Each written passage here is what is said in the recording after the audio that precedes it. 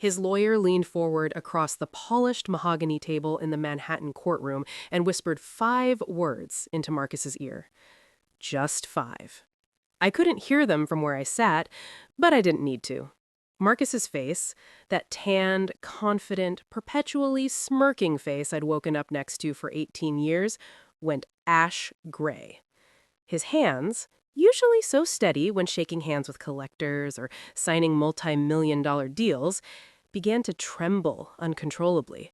The divorce papers he'd been so eager to sign just moments before now shook in his grip like autumn leaves in a gale. And me? For the first time in 5 years, I allowed myself a small, genuine smile. But I'm jumping ahead. Let me take you back to the beginning, because to truly appreciate how we arrived at this moment, how a woman the entire New York art world pitied as a discarded trophy wife, actually masterminded the longest, most meticulous revenge in Chelsea Gallery history, you need the full story. My name is Elena Vasquez. I'm 42 years old, born and raised in Miami to Cuban immigrant parents who taught me the value of hard work and quiet observation. Until 4 months ago, I was married to Marcus Hale, the darling of the contemporary art scene, owner of the prestigious Hale Gallery in Chelsea, frequent guest at Art Basel VIP lounges, and feature subject in every glossy magazine from Art Forum to Architectural Digest. People thought I was devastated when he left me for his 25-year-old assistant curator, Chloe Beckett. They saw me move out of our Upper East Side townhouse into a modest 2-bedroom in Fort Greene, Brooklyn.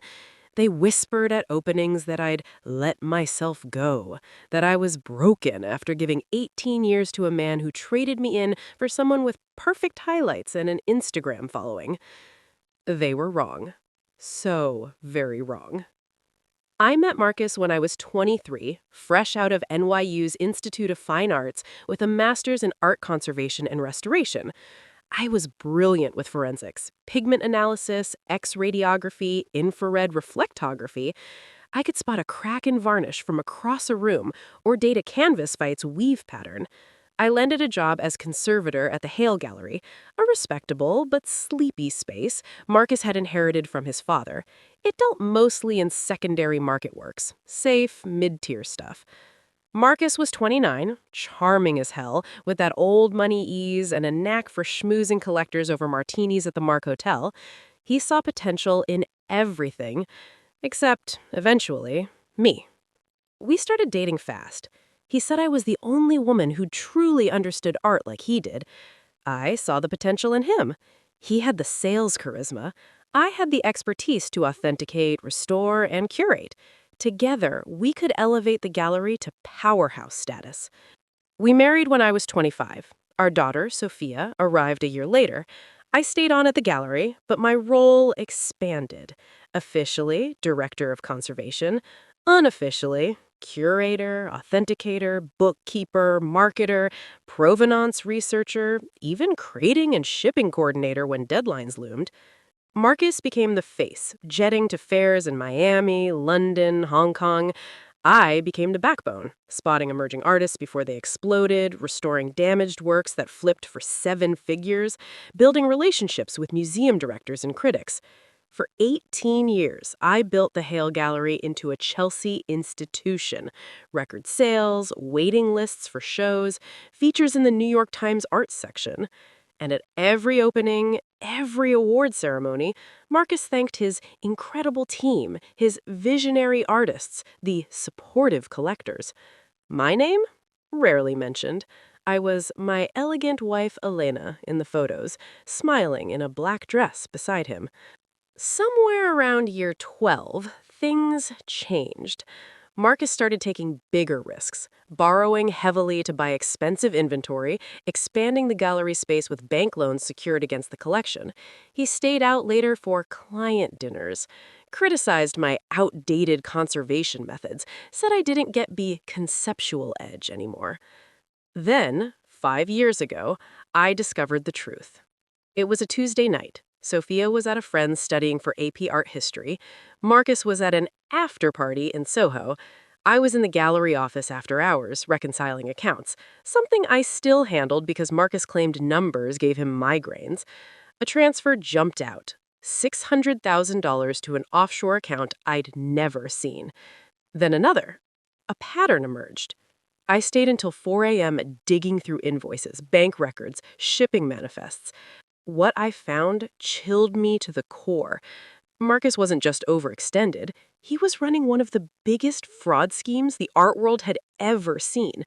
It began innocently enough, a newly discovered Clydesdale abstract with slightly off pigment ratios, then a Pollock drip painting where the black enamel didn't quite match known samples.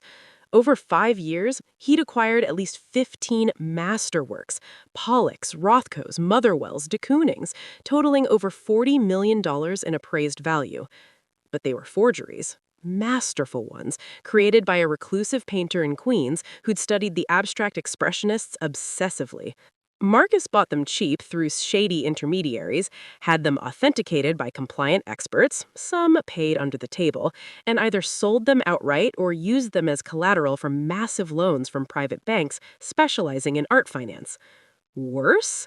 He'd been laundering money for ultra-wealthy clients, oligarchs, hedge fund managers dodging taxes, parking funds in art that could be flipped or hidden. The gallery appeared thriving. 50 million in annual sales, blue chip roster, lines around the block for openings, but it was a house of cards built on fakes. Exposure? Loans totaling $25 million against forgeries worth zero. Potential lawsuits from collectors for $60 million.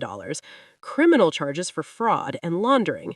We were one forensic report away from ruin. My instinct was to confront him, scream, demand explanations. But I knew Marcus. He'd deny, gaslight, destroy evidence, blame me for not understanding business.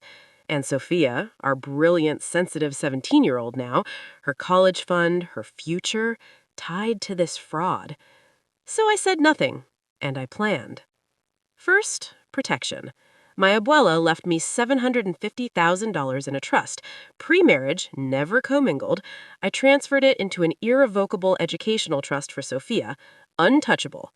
Then, evidence. Over 5 years, forensic scans showing anachronistic materials, modern titanium white in 1950s paintings, emails to forgers and intermediaries, fake provenance documents, recordings of Marcus boasting to clients about creative authenticity, copies everywhere, encrypted drives, safe deposit box, my sister's vault in Miami. I waited, patiently. I knew he'd leave. Narcissists like Marcus always do when the mirror cracks. 4 months ago, he did. Tuesday evening, I was in my home conservation studio examining a legitimate Sam Francis under magnification. He sat me down in the living room. "Elena, this isn't working anymore. I need a divorce." Businesslike, no remorse. "I want the gallery, the townhouse, the collection, everything. You can keep Sophia." Like our daughter was a leftover. I stared. 18 years reduced to this. What he didn't know, I'd been ready 5 years. Next day, Victoria Hale arrived, Marcus's mother, old guard Connecticut society, who always treated me like hired help, despite my degrees. Fake sympathy. "Men like Marcus need passion, dear. You let things stagnate." From a woman whose husband kept apartments for mistresses. Humiliation escalated. Marcus relegated me to guest room, brought Chloe home, blonde, ambitious, zero conservation knowledge, but great at selfies. She redecorated my studio, suggested selling my tools for space. Marcus posted, "Fresh start, new energy," with Chloe. Canceled my cards, financial separation. Suggested I find a place while sorting. Victoria helped pack. Bags for my clothes, hesitating over my abuela's jewelry, marital assets. My friend, Lydia, 20 years, godmother to Sophia, checked in constantly. Too constantly. Then I realized Marcus knew my plans. Lydia was spying, hoping for his attention. Betrayed by best friend for crumbs. Worst, Sophia saw it all. Chloe in her home, grandma bagging mom's life, dad poisoning, mom's making this hard. Sophia withdrew. That broke me most. Hired Rebecca Stein, top divorce attorney, old NYU classmate. You built that gallery. Half is yours. What if I want none? She thought trauma. Moved to Fort Greene apartment with Sophia. Tight, but ours. Marcus and Chloe lived large. New inventory, parties. Everyone pitied poor Elena. Underestimation is weapon. 5 years waiting. Now. Gave Rebecca 4 binders. Evidence. Her reaction? Awe. You waited 5 years? For him to demand it all. Then he inherits the fraud. When he takes assets, he takes liabilities. Loans on fakes, lawsuits, criminal exposure. Rebecca? Genius. Played defeated perfectly. Mediation, red eyes, soft voice. Asked $150,000, belongings, custody. Marcus agreed fast, pitied me.